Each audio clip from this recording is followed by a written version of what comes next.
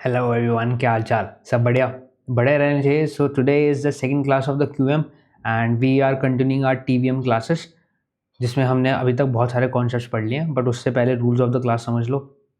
Normally वही same slide है यार, स्टॉप करके पढ़ सकते हो, otherwise I just take a moment to read the same. Monday Wednesday Friday अपनी क्लासेस चल रही हैं। एफएसए की चल रही है, वेडनेसडे को इको की चल रही है एंड फ्राइडे को क्यूएम की चल रही है। एंड कहने को सीएफए L1 फाउंडेशन है, मगर फाउंडेशन जैसी बातें तो कुछ नहीं कर रहे हैं हम, पूरी डेप्थ में बात कर रहे हैं। बताना कोई भी रिकमेंडेशन हो तो कमेंट सेक्शन में लिखना। अदरवाइज इस सारी रिलेटेड क्लासेस से रिलेटेड आप नोट्स फ्री में डाउनलोड कर सकते हो। प्रैक्टिस जरूर करना है, बिकॉज यही फेलियर का रीज़न बनता है। कोर फाइनेंस अकेडमी की ऐप में जाना, फ्री मटेरियल सेक्शन में आपको मिल जाएगा। ये मेरे सिर के ऊपर जो है, ये कोर फाइनेंस अकेडमी की ऐप है, ठीक है। इसके बाद आप जो मैं बता रहा हूँ, आपको बताया है कि ब्लैंक नोटबुक पे लिखना है आपको सब कुछ। बहुत सारी चीज़ें ऐसे डिस्कस हो रही हैं जो नोट्स में भी अवेलेबल नहीं होगी, जो आपको सीएफए मटेरियल में भी नहीं मिलेगी, जो आपकी अंडरस्टैंडिंग के लिए बेटर होगी, right. So understand this thing, we need to focus now in the class and write it down each and everything which I am discussing with you, okay. And question heavy तो होने वाली है। अभी हमने बहुत सारी चीज़ें क्वेश्चन से भी समझी है पिछली वाली क्लास में, अब तो बहुत ज़्यादा हैवी हो जाएगी ये वाले सेशंस, बिकॉज सारे के सारे क्वेश्चन आने वाले हैं, ओके। एंड जब पूरा चैप्टर खत्म हो जाए, आप क्वेश्चन बैंक जाके सॉल्व करना। कोई भी क्वेश्चन हो तो यूट्यूब के कमेंट सेक्शन में ड्रॉप करो, और या फिर ऐप के अंदर भी एक फीचर है, आप मेरे से डायरेक्ट 1-to-1 कनेक्ट कर सकते हो, अदरवाइज लिंक्डइन पे कनेक्ट कर लेना, ओके। रेगुलर प्रैक्टिस के लिए आप अपने L1 L2 L3 भाई बंधु को आप भेज सकते हो। उसके अंदर मैंने पोस्ट सेक्शन के अंदर मैं रेगुलरली सुबह 10 बजे शेड्यूल करके रख रखे हैं बहुत बेसिक क्वेश्चन, जिसको आपको सॉल्व करना है। नीचे आपको उसकी रीजनिंग करनी है। रीजनिंग इसलिए क्योंकि L3 में तो जाना है भाई, और अपने फील्ड में भी काम करना है। रीजनिंग स्ट्रांग होनी चाहिए, जब भी काम हो पाएगा, अदरवाइज काम नहीं हो पाएगा। इसको हमने इन डेप्थ बहुत सारे पहले लेसन में डिस्कस करा है। आप जाके मेरे प्रोफाइल में जाके आप देख सकते हो, अनाउंसमेंट वाली पोस्ट, उसके अंदर सब कुछ बता रखा है regarding this classes. I am just moving forward. तो सर हमने क्या डिस्कस करा था, एक बार आप रिवीजन करा दोगे क्या? ओके जी, okay fine, let's discuss it. तो ये क्लास की कवरेज होने वाली है, देख लेना स्टॉप करके, ओके। हमने टाइम और value of money practical example से समझा था, जिसके अंदर हमने बहुत ही बेसिक एग्जांपल से समझा था, जो हमेशा हमें याद रहने वाला है कि dollar today worth more than dollar tomorrow, ठीक है। ये बेसिक चीज़ समझ ली थी हमने इसमें। एक स्टेटमेंट समझी थी जिसको हमने पूरा तोड़ मोड़ दिया था। फिर हम आगे गए थे कि इंटरेस्ट रेट की 3 इंटरप्रिटेशन होती है, required rate of return, discount rate, फिर अपॉर्चुनिटी कॉस्ट। उसको हमने एक एग्जाम्पल से भी समझा था, राइट। और सारी चीज़ हम एग्जाम्पल से समझ रहे हैं, हम कोई भी चीज़ रटने पे फोकस नहीं करेंगे, because see the point is that आप कॉर्पोरेट में जाओगे और काम करोगे तो आपसे डेफिनेशन कोई नहीं पूछने वाला यार, मगर आपका जो काम है वो बोलना चाहिए, और वो तभी बोलेगा जब आप हिंदी लैंग्वेज में या फिर अपनी मदर टंग में समझोगे। मदर टंग में समझी हुई चीज़ आपके काम में रेप्लिकेट करती है, ओके। इंग्लिश में समझ लेना, समझ में आ गया अच्छी बात है, नहीं समझना हिंदी में तो समझा ही रहा हूँ मैं सारा का सारा। आगे बढ़ते हैं। मार्केट इंटरेस्ट रेट के कंपोनेंट देखे थे हमने, real risk free rate, inflation premium, default risk premium, liquidity premium, maturity premium. इसके अंदर हमने इसमें बाइफिकेशन करी थी। फिर हमने हर एक कंपोनेंट को तोड़ा था, सारी डेफिनेशनल एस्पेक्ट देखे थे। नहीं देखा है तो वापस जाओ देखो। उसके बाद हमने मार्केट इंटरेस्ट रेट में आपका डिफॉल्ट रिस्क प्रीमियम को देखा था। फिर हमने ये नॉचेस देखी थी, इसकी हमने 3 ग्रेड रेटिंग एजेंसीज की हमने ग्रेड वाइज बाइफिकेशन देखी थी, ओके। फिर हमने लिक्विडिटी प्रीमियम देखा था, मैच्योरिटी प्रीमियम देखा था। फिर हमने कुछ एग्जांपल सॉल्व करे थे। फिर हमने एक एडिटिव मल्टीप्लिकेटिव मॉडल समझा था। नाउ ये क्लास स्टार्ट हो रही है आपके कैलसी कोड से। कैलसी कोड्स इंपॉर्टेंट इसलिए है बिकॉज जो ये आपके सामने कैलकुलेटर रखा है, राइट, ये आपका BA2, क्या लिखा है इसमें, ba2plus.com, राइट। इसे टाइप करोगे फ्री में अवेलेबल हो जाएगा, कोई दिक्कत वाली बात नहीं है इसके अंदर, okay okay. And let me clear it out, okay.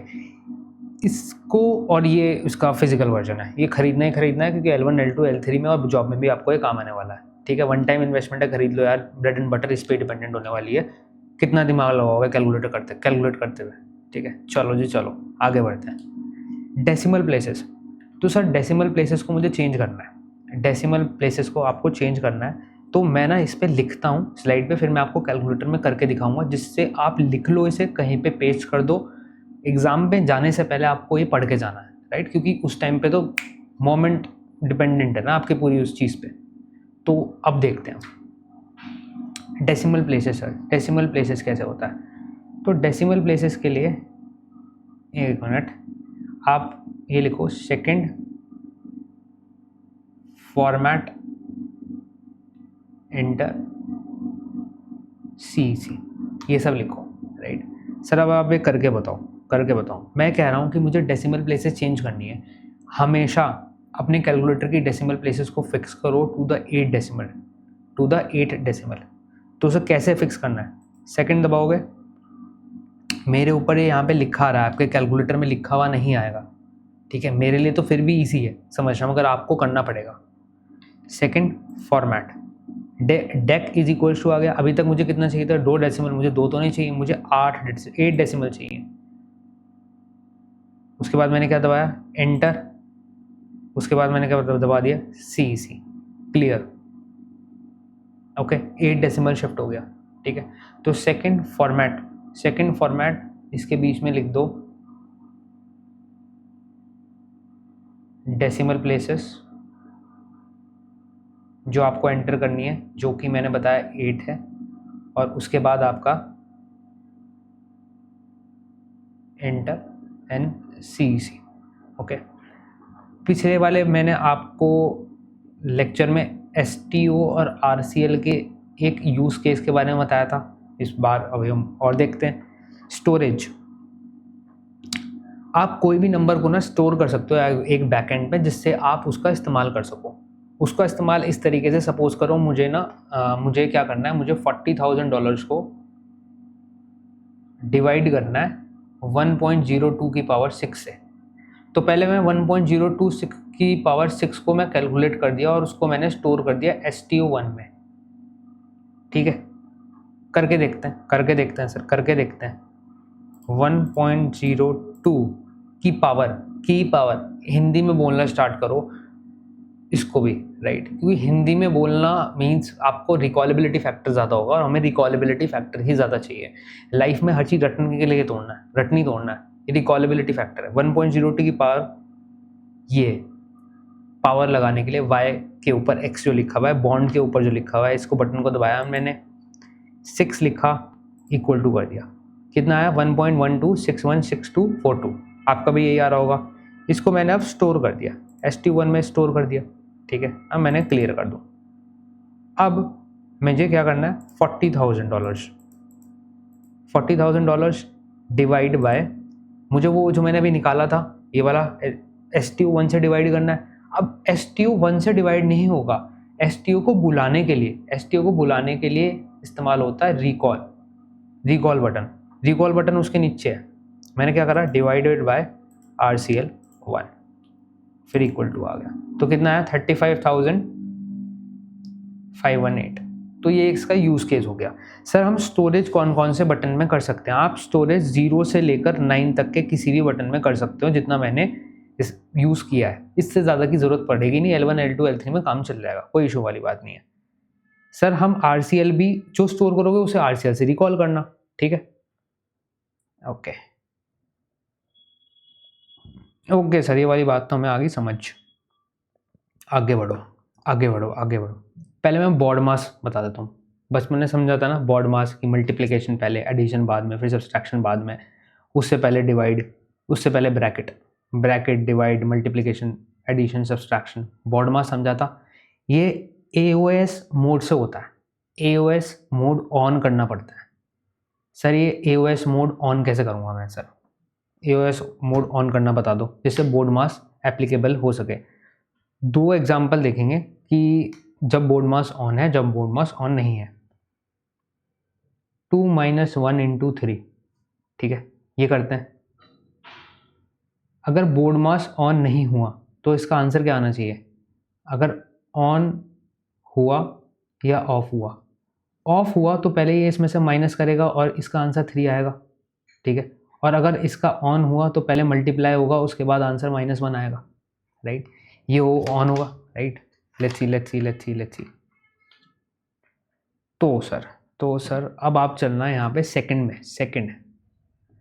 इसको मैं बताता हूँ, इसका आप एक बार वो लिख लो। इसका है आपका AOS मोड का सेकंड फॉर्मेट। पहले ये करो,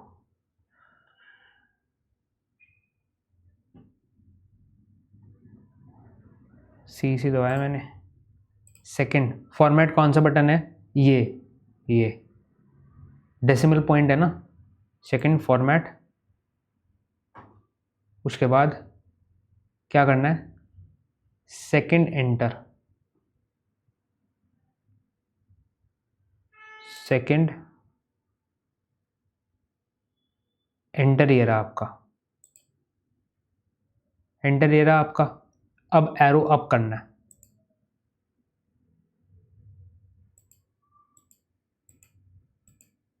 ये सारे आ रहे हैं, ये सारे आ रहे हैं। सर दोबारा बताओ, दोबारा बताओ। चलो second format, second enter, down करके देखें एक बार, डाउन में क्या आ रहा है, एंगल, ये सब आता है, ठीक है। अब देखो second format, second enter, chain,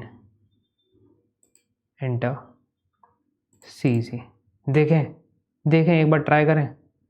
2 - 1 हुआ क्या ऑन, शायद से ऑन नहीं हुआ क्योंकि एवस कहीं लिखा नहीं आया। 2 - 1 × 1 3।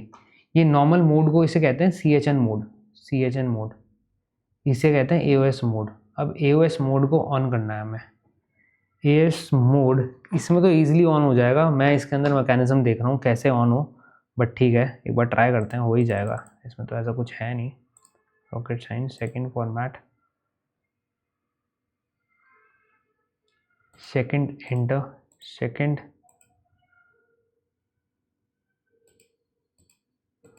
CHN chain calculation,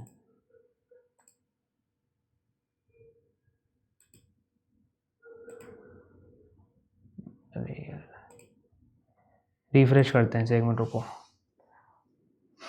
example same था, होना तो ऐसे ही चाहिए क्योंकि इस फॉर्मेट में तो इसमें तो हो जाता है, मगर मुझे आपको ये करके दिखाना है। मैं इसमें करके देख लेता हूँ दोबारा यार, होता है नहीं होता है। Second format, second format, second enter, up down arrow, ये आ गया देखो, CHN आ गया लिखा हुआ, CHN लिखा रहा होगा, राइट, CHN लिखा रहा होगा, तो इसमें तो आ गया है। बट इसमें देखते हैं कैसे होता है, आपका भी आ जाना चाहिए। अगर नहीं आ रहा है फिर भी ये समझ लो, सेकंड फॉर्मेट, सेकंड एंटर, उसके बाद एरो अप कर देना और उसके बाद एंटर प्रेस कर देना, ये हो जाएगा। चेक करने के लिए ये वाला एग्जांपल फॉलो अप करना। इसमें एक बार मैं ट्राई करता हूँ, लास्ट बार होता है, होता नहीं, होता नहीं, छोड़ देंगे, इतना भी ज़रूरी नहीं है। Second format, second enter, chain,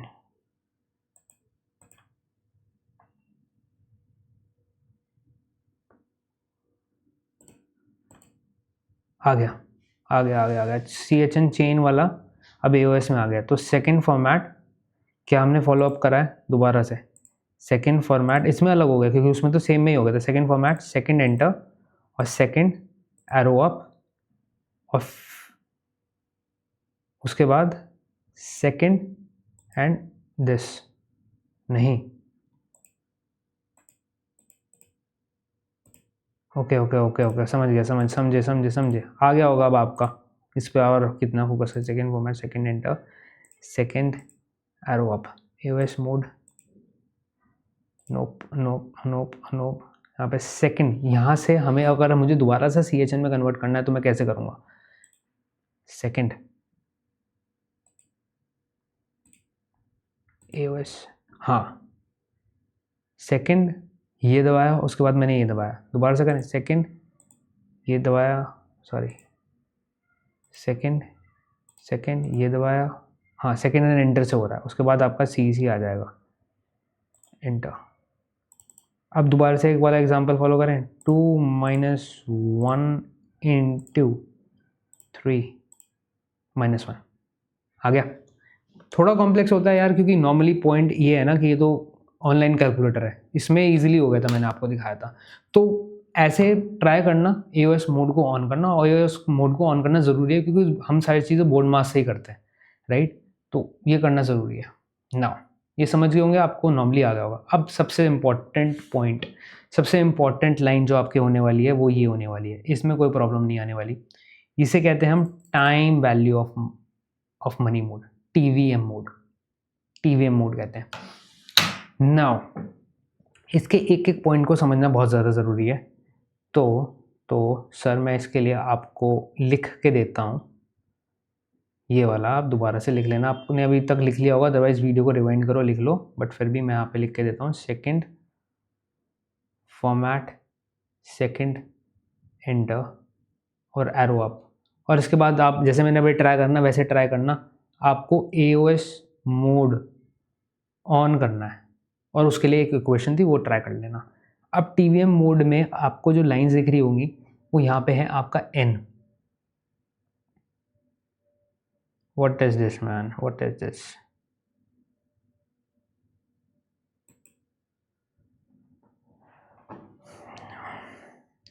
एक है आपका एन और एक है आपका आई वाई वाई, एक है पीवी और एक पीएमटी और एक है आपका फेयर वैल्यू।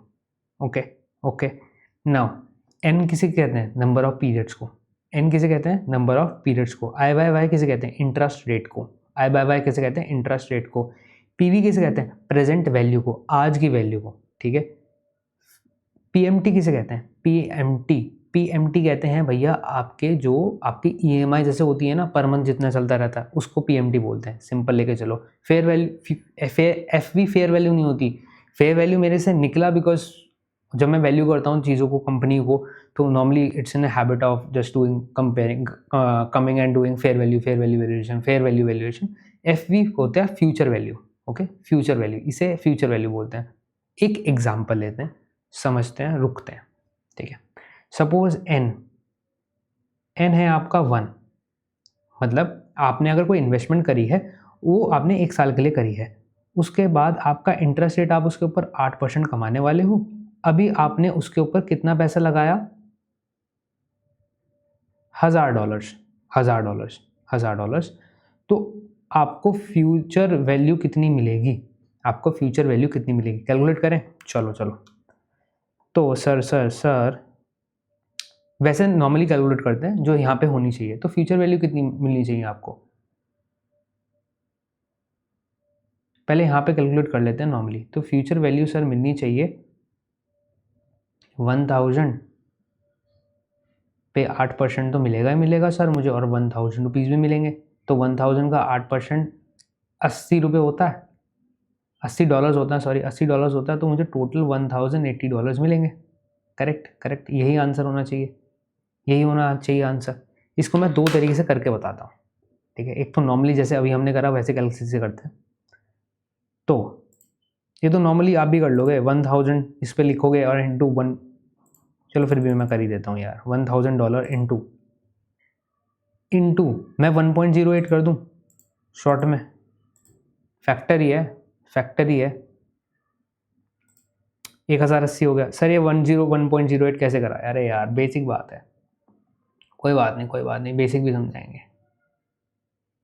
ये देखो, इसको मैं अगर 1000 को ब्रैकेट में बाहर लिख लूँ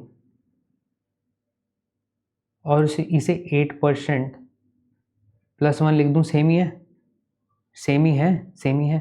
इसको सॉल्व करूँ, इसको सॉल्व करूँ, इसको मैं क्या इस तरीके से लिख सकता हूँ, 8/100 +1। इसको सॉल्व करने जाऊँगा तो 100 एलसीएम लूँगा तो 108/100, और इसको 1.08 कर दूंगा मैं डेसिमल पॉइंट से। तो ये आखिरी में क्या हो गया? 1000 इंटू 1.08। नहीं समझ में आ रहा सर, जूम करके दिखाओ सर, जूम करके दिखाओ, जूम करके समझ में आ गया? 1000 इंटू 8% प्लस 1000 को मैंने 1000 ब्रैकेट में 8% +1 लिखा, 8/100 +1 और 108/100 1.08। आ गया समझ में? ठीक है ठीक है ठीक है सर, ठीक है, ये वाली बात हमें समझ में आ गई। इसको ही अब हम इस वाली लाइन से सॉल्व करके देखते हैं। Now this becomes a very important line. इससे कम से कम 4 से 5 क्वेश्चन तो एक्सपेक्ट करना, तो इसलिए ये बहुत ज़्यादा इंपॉर्टेंट है। It will decide your normally failure and pass. Okay, now sir, now now now 8% sir मैं आई बाय वाई डालता हूँ, इंटरेस्ट था।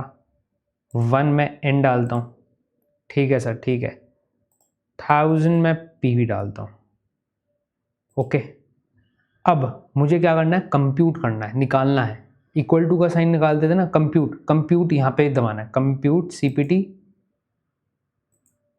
FV 1080 आ गया। सर ये माइनस का साइन क्यों आया? माइनस का साइन अपोजिट, देखो PV और FV दोनों अपोजिट आएंगे। PV का मतलब ये है कि इस वाले एग्जाम्पल में क्या है, इस वाले एग्जाम्पल में मैंने 1000 रुपीज़ दिए, तो अगर मैं यहाँ पे 1000 रुपीज़ तो मेरा आउटफ्लो था, तो मतलब मेरे पास से पैसे गए, तो मैं माइनस करके यहाँ पे PV में डाल सकता था। और ये IYY और N तो सेम ही है, चेंज करने की ज़रूरत नहीं है। तो CPT और FV करा, माइनस साइन हट गया। अब माइनस साइन इधर आ रहा था क्योंकि वहाँ पे मैंने प्लस साइन लिखा था, राइट। तो ये वाले 4 इंपॉर्टेंट कैलसी कोड हैं जो आपको करना ज़रूरी है। अगर नहीं करें तो कर लेना। शायद इसके अंदर से वो डेसिमल प्लेसेस वाला हट चुका है, जब ये सिंगल दिखा रहा है, बट हम कर लेते हैं।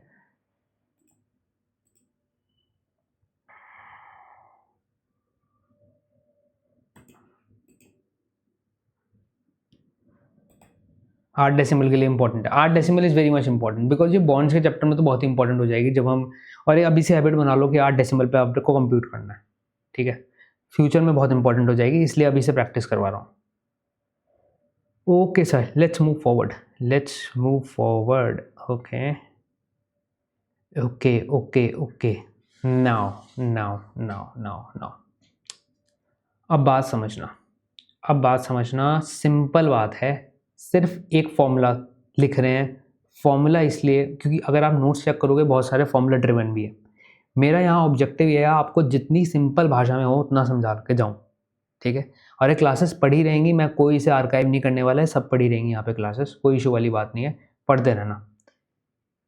एक बात ये समझो, मैं सिर्फ एक फॉर्मूला कराऊंगा, नोट्स में बहुत सारे फॉर्मूले हैं। अगर आप फॉर्मूले वाले बंदे हो तो आप फॉर्मूला करके भी कर सकते हो, but I just want you to understand, not just रटोफाइंग द फॉर्मूला, ठीक है। तो मुझे अब प्रेजेंट वैल्यू निकालनी है। सर मुझे प्रेजेंट वैल्यू निकालनी है या फ्यूचर वैल्यू निकालनी है कैश फ्लो की। तो पिछले वाले सेशन में आपने पढ़ा होगा कि डिस्काउंट रेट को हमने future value of cash flow को खींचा था, वापस लेके आए थे। वापस लेके क्यों आए थे? सर सपोज करो, एक बार एग्जांपल लेके देखते हैं, सिंपल लेके देखते हैं, काम खत्म करते हैं। पहली वाली क्लास से लिंक है, जाके देखनी पड़ेगी। 100 रुपीज़ इन्वेस्ट करे थे मैंने खुद के अपने, 20% के रिटर्न पे, ठीक है। तो एक साल के बाद एट t=1 मुझे 120 रुपये मिल रहा था, राइट। इसको मैंने अगर तोड़ के बोलता कि मुझे 120 रुपये चाहिए, I want 120 rupees,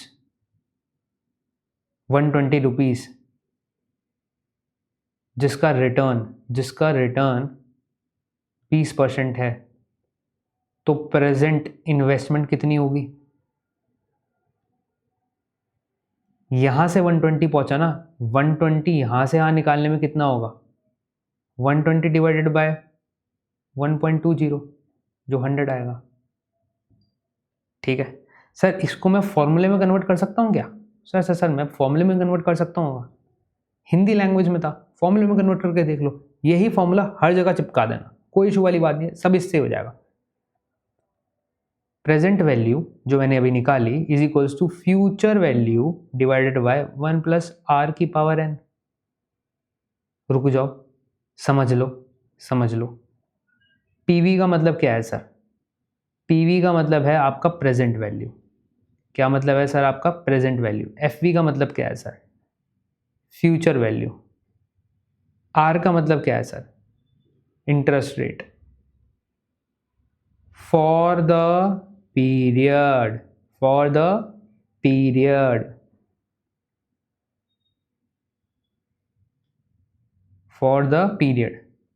sir for the period क्यों लिखा सर आपने? सर ये तो बता दो। इसके ऊपर बहुत डिफिकल्ट क्वेश्चन है, इसलिए मैंने फॉर द पीरियड लिखा है।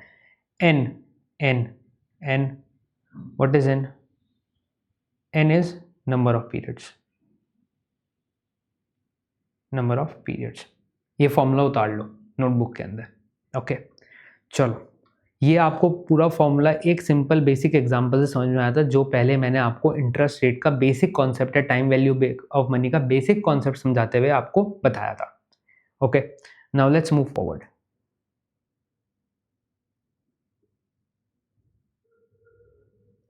ओके, ओके, ये आ गया CFA टाइप क्वेश्चन।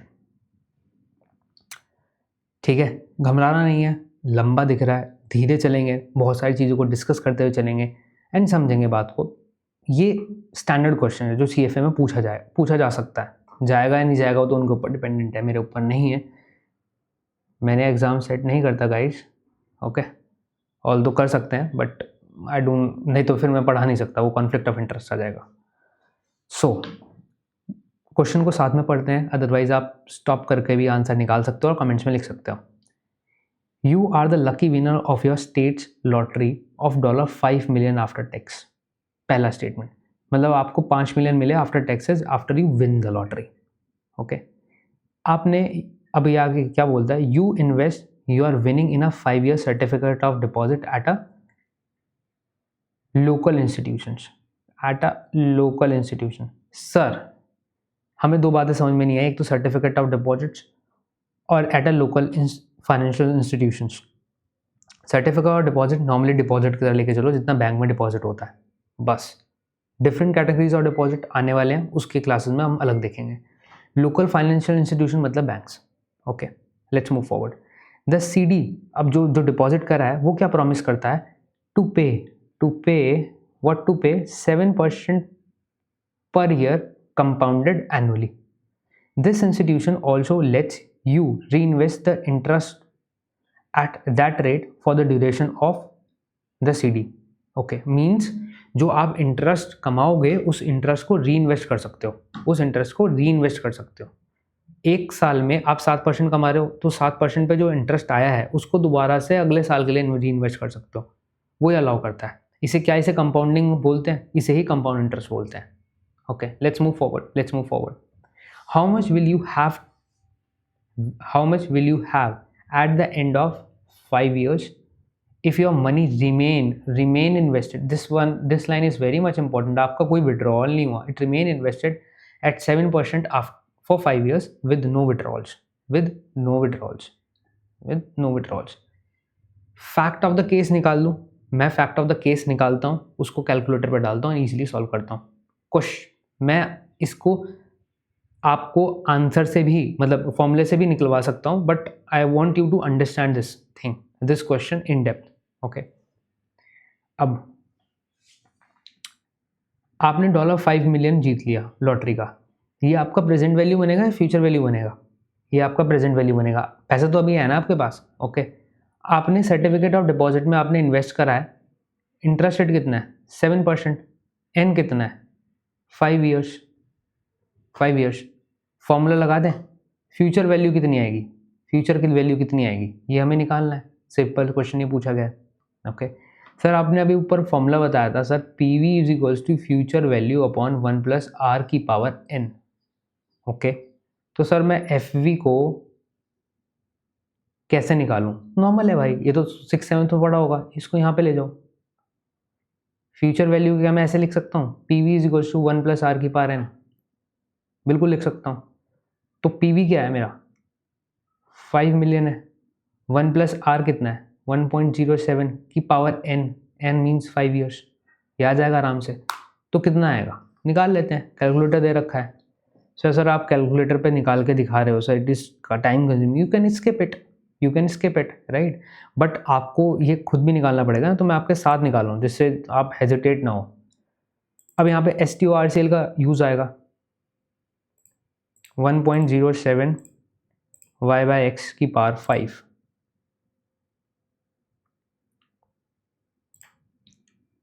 और इंटू 5, तो 7.012, तो फ्यूचर वैल्यू कितनी हो जाएगी 7.012758665 मिलियन, इतनी हो जाएगी।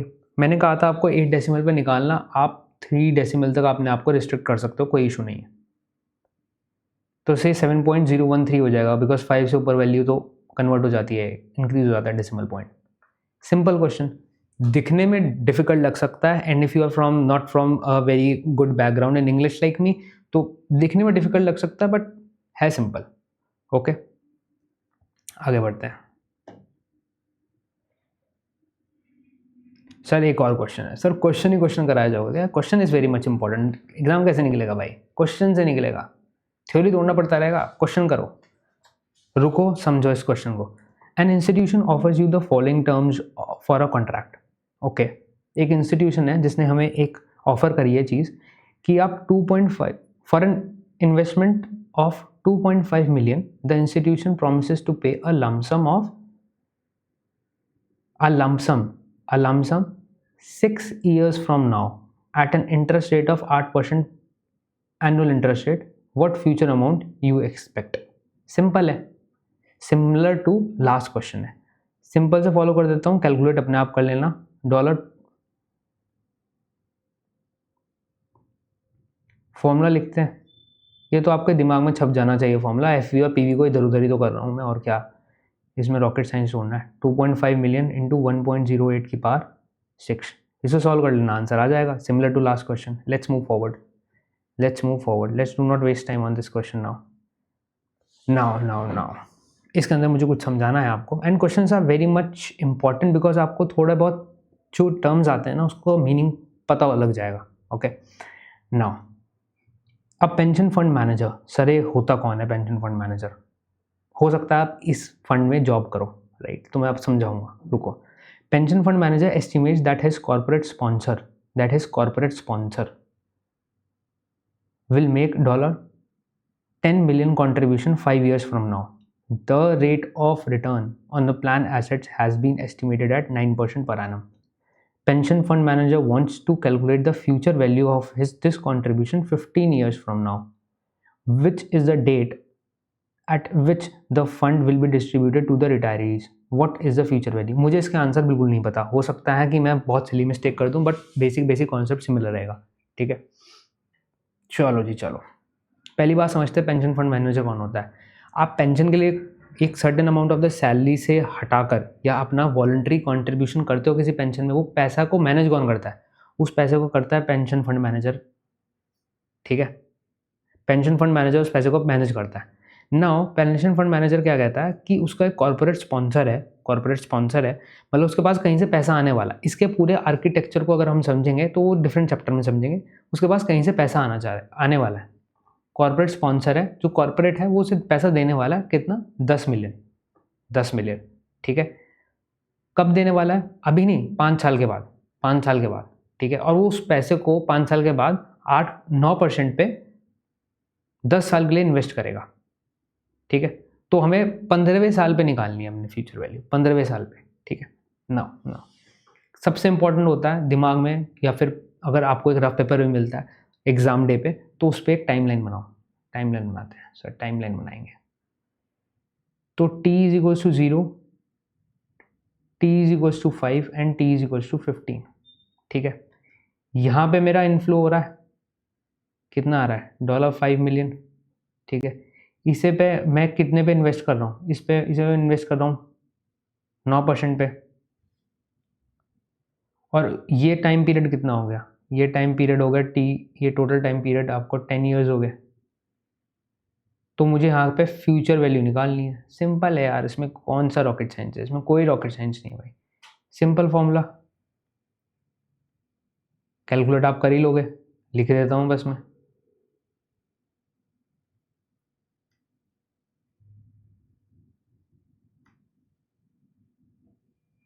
ठीक है, निकाल लेना आंसर अपने आप। कोई हार्ड क्वेश्चन आएगा कैलकुलेशन का जिसमें बहुत डिफरेंट लेयर्स होती हैं, उसको सॉल्व करूंगा मैं, अदरवाइज इसको तो आंसर निकाल ही लोगे आप। Let's move forward. Now again question. अरे सर कितने क्वेश्चन है सर? क्वेश्चन करेंगे, कोई दिक्कत वाली बात नहीं है। अब insurance company has issued guaranteed investment contract. एक तरीके से ये समझो कि उसकी इन्वेस्टमेंट है जिसके अंदर वो गारंटी कर रहा है कि आपको इतना रिटर्न देगा या इतना पैसा देगा। क्या कह रहा है आगे क्वेश्चन? दैट प्रोमिसेस टू पे $100K in 6 years with an 8% return rate.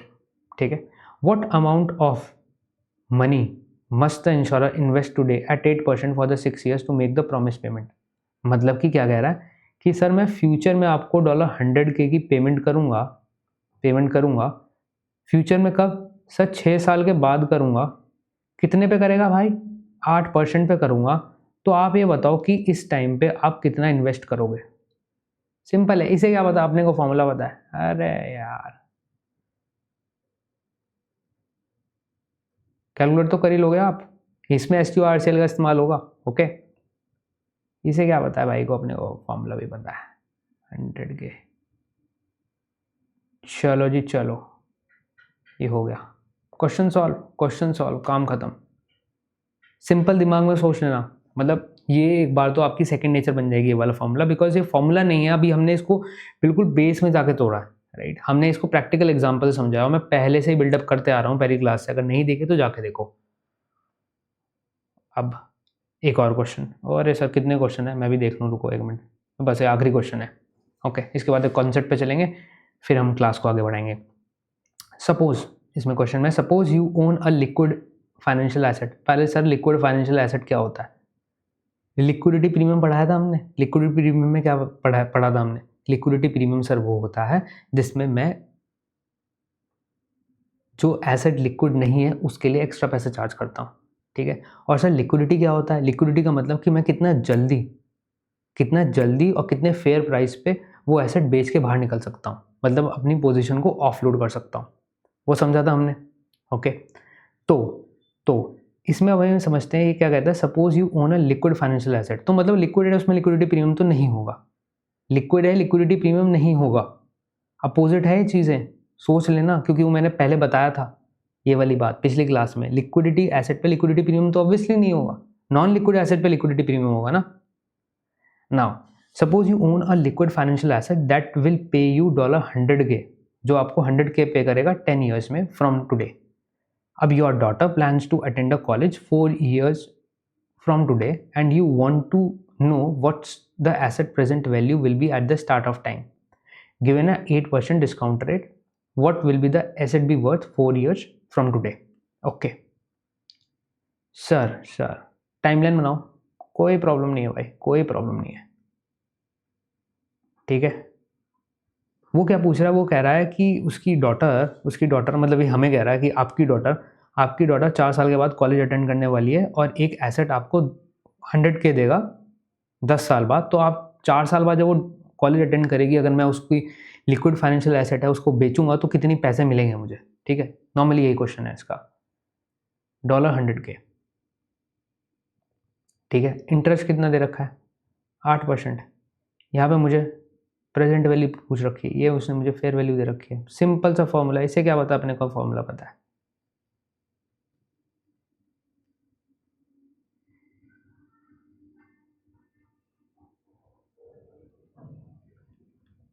मैंने फैक्टर बनाना भी सिखाया है पिछली क्लासेस में।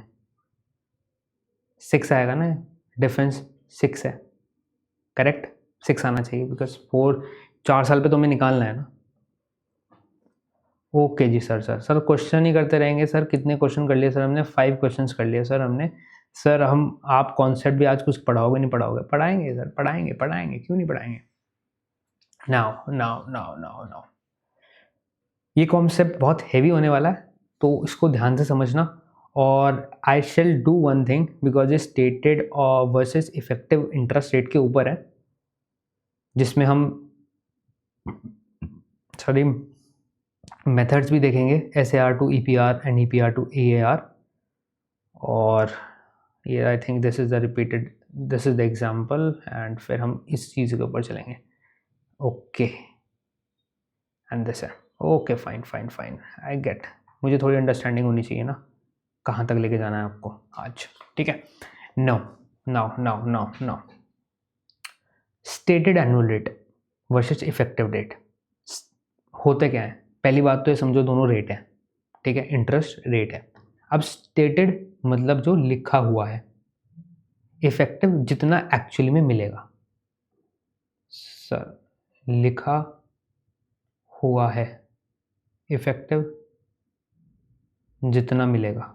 सर ये तो बहुत ही बेसिक हो गया सर, ऐसा कोई नहीं कर रहा सर, हिंदी में कोई नहीं लिख के बता रहा है सर। तो अपने को क्या इंग्लिश में क्या करना है यार, इंग्लिश में क्या करना है, याद रखने के लिए तो हिंदी तक उतरना पड़ेगा ना। You need to understand from your mother tongue perspective, जब तो लॉन्ग टर्म रिटेन हो पाएगा। चलो जी चलो। सर कैसे होता है, क्या करें इसका। सपोज करो एग्जाम्पल लेते हैं अगेन एग्जाम्पल लेते हैं। स्टेटेड एनुअल रेट अभी जैसे होता है, जैसे आप मैंने लिखा 8% पर एनम, मतलब एनुअली है। इसे मैं तोड़ सकता हूँ क्या रेट को, कंपाउंडेड, इसे मैं क्या लिख सकता हूँ, इसे मैं एनुअली लिख सकता हूँ। लिख सकते हो सर कि हमें 8% एक साल के बाद तो मिल ही रहा है और वो कंपाउंड हो रहा है। अगर मुझे सपोज करो मेरी 5 साल की इन्वेस्टमेंट है तो 8% मुझे एक साल बाद मिल रहा है, फिर 8% एक साल बाद सेकेंड ईयर में, फिर थर्ड ईयर पे, फोर्थ ईयर पे, फिर फिफ्थ ईयर पे तो नॉर्मली इन्वेस्टमेंट है, राइट। तो इस तरीके से 8% मिल रहा है। क्या मैं इससे मंथली तोड़ सकता हूँ कि मुझे हर मंथ पे कंपाउंड हो रहा है इंटरेस्ट, बोल सकता हूँ। क्या मैं इसे क्वार्टरली तोड़ सकता हूँ, क्या मैं इसे डेली तोड़ सकता हूँ, क्या मैं इसे कंटिन्यूसली तोड़ सकता हूँ कि रेगुलर बेसिस पे इनफाइनाइट टाइम्स। क्या ये ऐसा हो सकता है? हो सकता है। तो सर ये स्टेटेड और इफेक्टिव रेट का मतलब क्या होता है? ओके, जो लिखा हुआ होता है रेट, जो लिखा हुआ होता है रेट। अगर क्वेश्चन में नहीं लिखा, क्वेश्चन में नॉर्मली क्या लिखा रहेगा, 8% पर एनम कंपाउंडेड, सपोज करो लेट्स से मंथली, तो वो स्टेटेड रेट हो गया, स्टेटेड रेट हो गया। उसे हम इफेक्टिव रेट नहीं बोलते, उसे हम इफेक्टिव रेट नहीं बोलते। नाउ इफेक्टिव रेट सर कैसे कैलकुलेट होता है, उसके दो मेथड हैं, उसमें टीवीएम वाला लॉजिक भी इस्तेमाल होगा। तो मैं आपको क्या करता हूँ, मैं अभी आपको थोड़ा सा डेफिनेशनल पर्सपेक्टिव देता हूँ स्टेटेड एंड इफेक्टिव रेट की, उसको लिखना, इसके बाद उसको लिखना, and then will move to the methods. Okay, no wait a sec, undo का ऑप्शन नहीं है क्या इसके अंदर? है तो शायद, हाँ है, fine. Now stated annual rate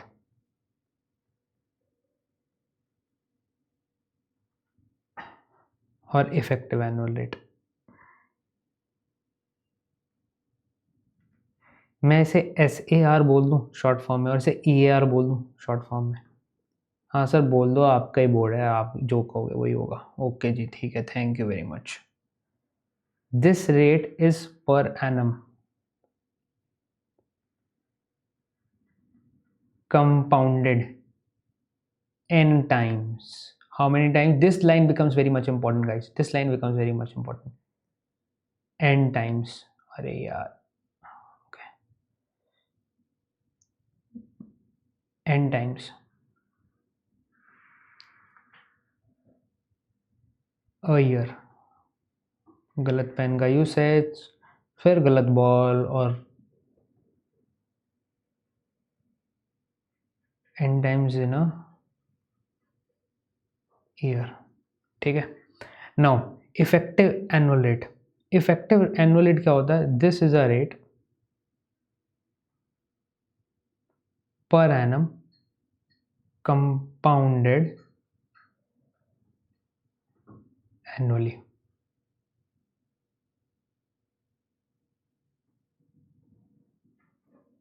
ठीक है, लैंग्वेज संभालना, ठीक है। स्टेटेड एनुअल रेट और इफेक्टिव एनुअल रेट की डेफिनेशन ये है, जो मैंने अभी आपको एग्जांपल दिखाया था वो है stated annual rate. Effective annual rate हमेशा एनुअली ही दिखाया जाता है।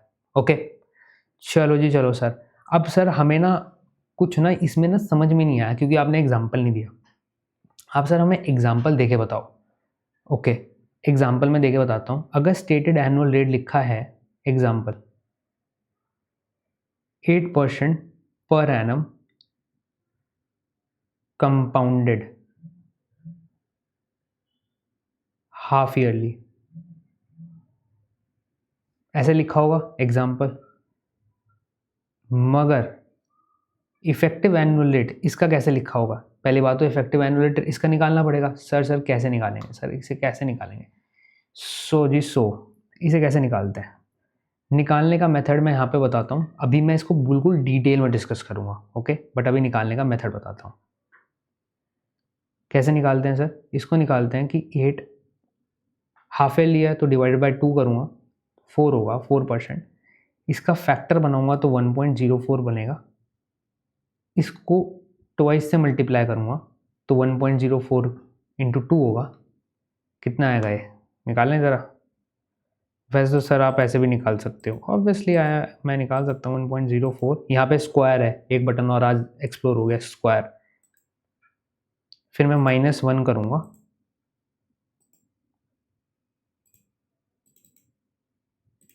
ओके कुछ तो गड़बड़ी हुई है। हमेशा क्लियर कर देना जब भी, सॉरी तो गड़बड़ी हुई है। 0.04 सी दबा दिया करो करने से पहले, -1 इंटू 100, सॉरी। सो यहाँ पे इफेक्टिव एनुअल रेट कितना है, 8.16% पर एनम कंपाउंडेड एनुअली। ठीक है, लिखा नहीं गया इसमें एनुअली, यहाँ पे लिख लो एनुअली। ये इफेक्टिव एनुअल रेट होता है। क्या होता है सर ये, इफेक्टिव एनुअल रेट। ओके, तो सर मुझे अगर जितना, तो फिर सर इसका मतलब ये इनसाइड इसमें से ऐसे नहीं निकाल सकते कि जिस तरीके जितना कंपाउंडेड ज़्यादा होगा उतना ये वैल्यू बढ़ती रहेगी, 8.16, 8.26, 8.36 ऑब्वियसली बढ़ती रहेगी। जितना ज़्यादा कंपाउंडेड अवेलेबिलिटी होगी उतना ज़्यादा बढ़ती रहेगी, कंटिन्यूस कंपाउंडिंग में और ज़्यादा बढ़ती रहेगी। सर इसका क्या आप कंपैरिजन चार्ट बना के दिखाओगे हमें, इसका क्या आप सब कुछ क्या कहते हैं, हर एक इंटरेस्ट रेट पे, सॉरी हर एक पीरियड पे क्या क्या आपका आउटपुट निकलता है वो बना के दिखाओगे? बिल्कुल बताऊँगा, रुको 1 मिनट, आगे चलते हैं। आपको एक बात समझ में आई, अब इसके मेथड्स को समझते हैं। Wait a second, there are two methods stated annual rate से इफेक्टिव एनुअल रेट पे जाने के 2 मेथड, ठीक है। उसके बीच में आता है ये ईपीआर। ईपीआर क्या होता है, इसे बोलते हैं हम इफेक्टिव पीरियोडिक रेट। क्या बोलते हैं सर, इफेक्टिव पीरियोडिक रेट। जो मैंने 8/2 करा था ना, 4% निकाला था अभी पिछले वाले एग्जाम्पल में, 4% इज ईपीआर। ठीक है, 2 मेथड समझते हैं, फटाफट समझेंगे, कोई दिक्कत वाली बात नहीं है। Method 1, step 1, divide the SAR rate by number of periods, जिसे हम n बोलते हैं, राइट। स्टेप 2, तो स्टेप 1 में हमारा क्या मिल गया, हमें मिल गया effective period EPR, effective periodic rate. इसका मतलब क्या है, इफेक्टिव पीरियोडिक रेट। अगर ये स्पेलिंग, रुको 1 मिनट, दिख नहीं रहा होगा, मैं दोबारा से लिख देता हूँ।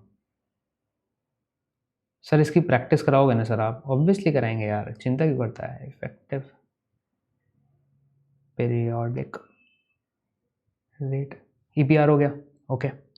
नाउ स्टेप 2 में क्या करोगे आप, make a factor of EPR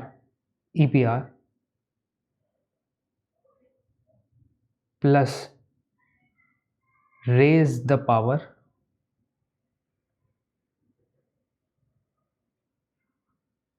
to n, ये वाला n,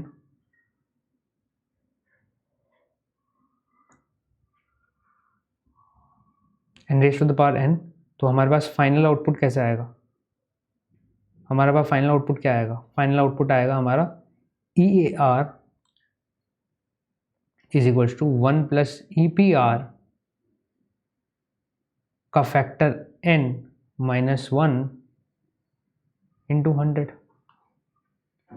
यही तो किया था हमने। अब फॉर्मूले से समझ लो यार, या फिर ऐसे समझ लो, वो तो मैंने सीरियस बहुत इजीली समझा दिया था, राइट। एंड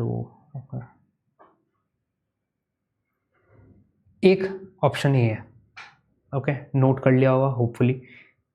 एग्जाम्पल लेते हैं। सर कितने एग्जाम्पल दोगे यार, एग्जाम्पल इज इम्पॉर्टेंट, एग्जाम्पल से समझ में आएगा। तो एग्जाम्पल हमने लिया था पहले, कौन सा एग्जाम्पल लिया था हमने, जिसमें हमने 8% लिया था 4% पे।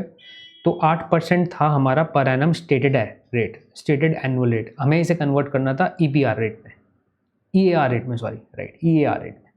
तो 8% SAR रेट था और पर एनम हाफ ईयरली था, राइट। वही एग्जांपल लेंगे, 8 डिवाइडेड बाय 4, स्टेप 1 में क्या आएगा, 8 डिवाइडेड बाय 4, 2%, ठीक है। इसके फैक्टर को 2% में कैसे आएगा, तो इसका आएगा 1.02, फैक्टर बन गया ना, 1 plus EPR, raise the power, raise the power कितने करा मैंने, 2, sorry this has been mistaken, that's what I am saying कि ये गड़बड़ी कैसे हो रही है। हाँ, हाफ ईयर लिया था तो 2 होगा और यहाँ पे 4% होगा, तो 1.04 होगा की power 2 minus 1 into 100, this should be the answer, okay. और कितना निकला था हमारा, 8.16 निकला था अभी हमारा, ओके। ये आपने नोट कर लिया होगा, एग्जाम्पल भी साइड में नोट कर लिया होगा। अब इसके अंदर सर हम क्या करें, इसको मेथड सेकंड से सॉल्व करते हैं। मैं इसको रब करता हूँ पहले, लिखा नहीं होगा, वीडियो को स्टॉप करो, बैक जाओ एंड फिर से नोट करो। There is no other option other than the hard work, okay. अब method second is TVM mode, time value of money mode. इसमें क्या करना है, मैं ना इसमें प्रेजेंट वैल्यू डालता हूँ, प्रेजेंट वैल्यू प्लस माइनस 100 कुछ भी डाल सकता हूँ, 100 ही लेना, 100 से आपको इजी पड़ जाएगा। I/Y TVM मोड, ये वाली TVM वाली लाइन दिख रही होगी आपको, राइट। I/Y क्या लूँगा, इसमें मैं 4% लूँगा। नंबर ऑफ पीरियड्स N क्या लूँगा, 2 ले लिया मैंने, और मैं फेयर वैल्यू निकालूँ एक बार आपके साथ, ठीक है। निकालते हैं सर, निकालते हैं, ठीक है। सेकंड क्लियर TVM, ठीक है। ये करते रहना, दिक्कत हो जाती है। 100 माइनस PV, प्लस माइनस तो कुछ भी ले लो, PV और FV के ऊपर बात हो चुकी है, दोनों अपोजिट डायरेक्शन में चलते हैं। PV ये, EPR 4% हमने निकाला, N 2 निकाला, CPT FV 108.16, फेयर वैल्यू का आंसर कितना है, 108.16। इसके अंदर से मुझे 100 माइनस करना है, तो मेरे पास फाइनल आंसर क्या है, 8.16%। सिमिलर आंसर आ रहा था मेथड 1 से, okay. So they are two methods, या तो आप TVM मोड से कर लो या नॉर्मल मोड से कर लो। अब मैं क्या कहता हूँ, कि आप TVM मोड से ना करो, थोड़ा लॉन्ग है, 100 कितनी बार इमेजिन करेगा भाई। नॉर्मली कर y/x, इस वाले का, इसका इस्तेमाल कर y/x का, और ईजिली हो जाएगा STO और RCL पे, ठीक है। अदरवाइज जिसको ईजी लगता है, जिसको नहीं समझ में आता, उसका TVM मोड भी ओके है, कोई इन्फीरियर और सुपीरियर नहीं हो जाएगा इसमें, ठीक है, ओके। नाउ इसे समझने की कोशिश करना, ये एक एग्जाम्पल है। इसके बाद आपका EAR to SAR है, इसको हम नेक्स्ट क्लास में रखेंगे। अभी पहले आप सिर्फ ये वाला एग्जाम्पल करके जाओ, okay. Now SAR 10% per annum, SAR is 10% per annum, right? Compounded monthly, calculate the EAR, okay. मैं एक सॉल्व करूंगा आपसे, एक आपका वैसे सॉल्व करूंगा मेथड 1 से, और एक सॉल्व करूंगा मेथड 2 से, ठीक है। और दूसरा है 10% पर एनम कंपाउंडेड डेली, दोनों के बीच में डिफरेंस भी देखेंगे।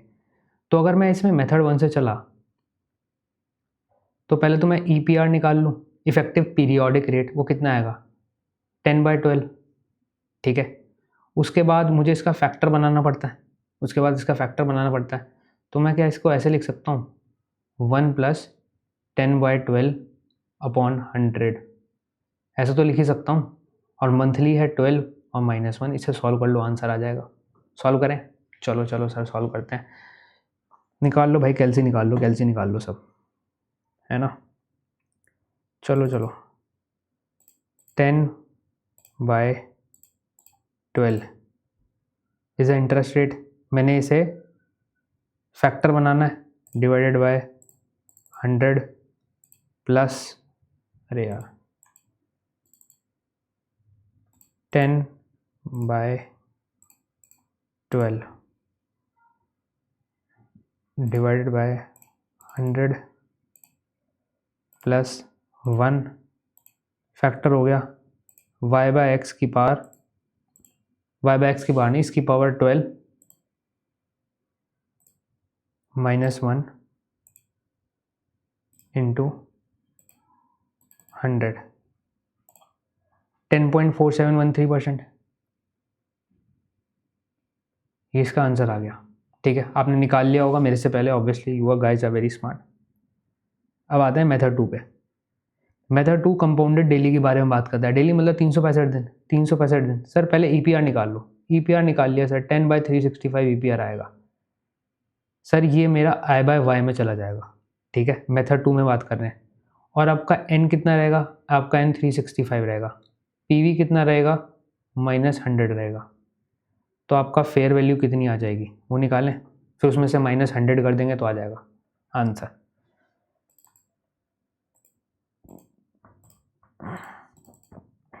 ठीक है, now 10 divided by 365 is I/Y। 365 is n, 100 negative इस PV, CPT दबाया, FV दबाया, आंसर आ गया। आंसर आ गया। What is the answer guys? 110.5155 okay. इसमें से मैं 100 माइनस करूँगा तो मेरे पास इंटरेस्ट रेट कितना आ गया? 10.5155। Okay, now understand the power of compounding. The power of compounding is this ना, यहाँ पे कंपाउंडिंग डेली हो रहा था नीचे वाले में, ऊपर कंपाउंडिंग मंथली हो रहा था। अब ये देखो आप, 10.47 से 10.515, कंपाउंडिंग जितनी ज़्यादा बार होगी उतने बड़ा इंटरेस्ट रेट आएगा।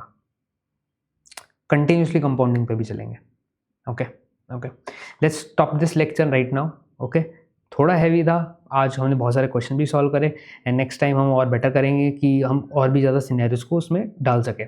ठीक है, अभी आपने SAR to EAR सीखा है, अब आप EAR to SAR सीखोगे। ओके ठीक है, चलो बाय गाइस, सी यू। जब तक खुद का ध्यान रखो, अपने चाहने वालों का ध्यान रखो, अपने देश का ख्याल जरूर रखो। Bye bye bye bye.